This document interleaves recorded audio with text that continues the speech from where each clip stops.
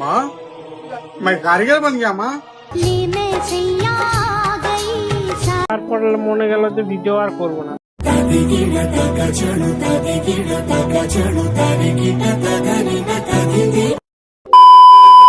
Hello guys, আসসালামু আলাইকুম, welcome back to my new another blog. আর আজ সকাল থেকে ভিডিও করিনি, কারণ আস্তে আস্তে কি বলুন তো, যে আগে যেটা ব্লগিং করতে এনজয়মেন্টটা ছিল, একটা এক্সাইটমেন্ট ছিল, সেটা আস্তে আস্তে নষ্ট হয়ে যাচ্ছে। ভিডিও এত কষ্ট করে ভিডিওটা বানাচ্ছি, তারপর যে 2-3 ঘন্টা ধরে ভিডিওটা এডিটিং করে তারপর পোস্ট করছি, ভিউজ পাচ্ছি 1500 2000, তো এরকম ভিউজ আছে 700-800।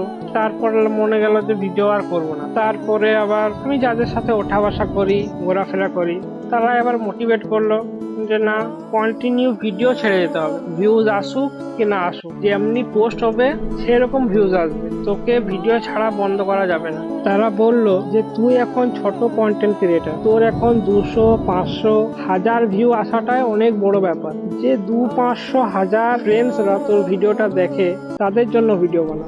যে সময় থেকে তোর আইডিটা মনিটাইজ হবে, তো একটা আর্নিং করতে পারবি, তখন তো অনেকেই বলবে যে দেখ তোর ছেলে ইনকাম করছে, অনলাইনে টাকা পাচ্ছে।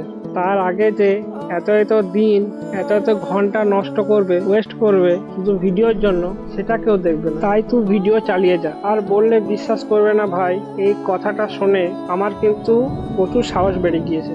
আর এই একটা অ্যাচিভমেন্ট দেখে অনেকে কে কি বলবে জানি না, কিন্তু আমার যখন 0 ফলোয়ার ছিল, আস্তে আস্তে গ্রো হতে হতে যখন 50 এলো, তখন ফেসবুক থেকে মেসেজ দিয়েছিল যে তোমার 50টা ফলোয়ার সাকসেসফুল হয়েছে, তুমি ডেইলি পোস্ট করে যাও, তোমার ভিডিও গ্রো করবে।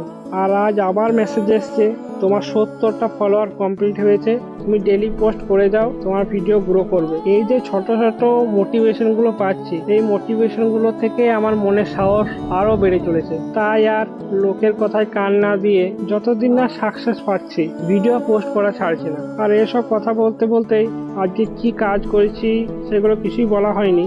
তো আজকে সকাল থেকে কাপড় ড্রয়িং করছিলাম, ড্রয়িং করতে করতে একটা টেলারিং মাস্টার এসেছিল, তার কাছে যে মালগুলো ছিল সেগুলো জমা নিয়ে নিয়েছিলাম, আর তাকে আলাদা কিছু নতুন থান দেওয়া হয়েছিল।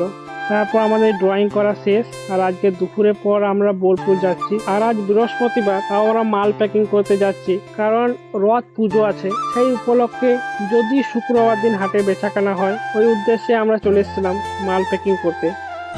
जमाने को दीवाना कहता है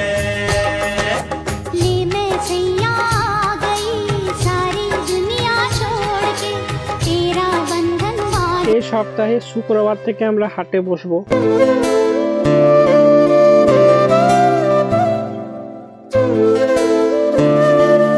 शाहरुख खान वाली मार दो एक बार।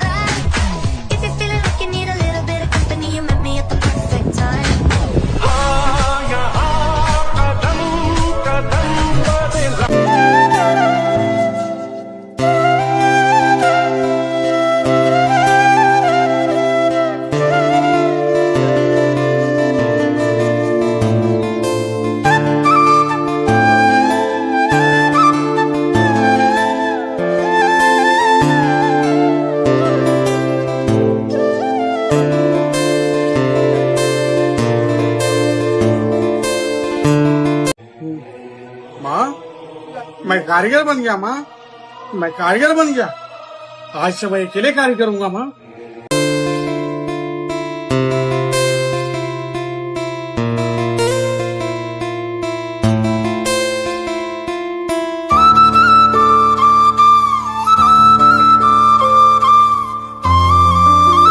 আর দোকানে এসে সমস্ত মাল গোনাগুনি চলছে, আর আমি এদিকে আজকে মালগুলো আগে ভরে নিচ্ছি। প্রায় দিনই প্রেমী মালগুলো ভরে বস্তাতে, কিন্তু আজকে মালগুলো গোনাগুনি করছিল, লেট হবে, তাই আমি ভরে নিলাম মালগুলো।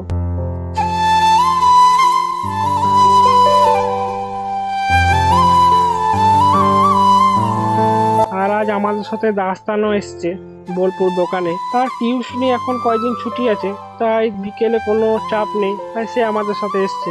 আর মালগুলো সব বস্তাতে ভরার পর গাড়িতে চাপিয়ে নিচ্ছি, যেমন রোজ চাপাই আমরা আদার্স ডেতে। এই মাল প্যাকিংটা আপনারা শুক্রবারই দেখতে পান, কিন্তু বলেছিলাম আমরা কি জন্য আজকে এসছি, রথ পুজো হবে, তাই আগের দিনে মাল ভরতে চলে এসছি আমরা।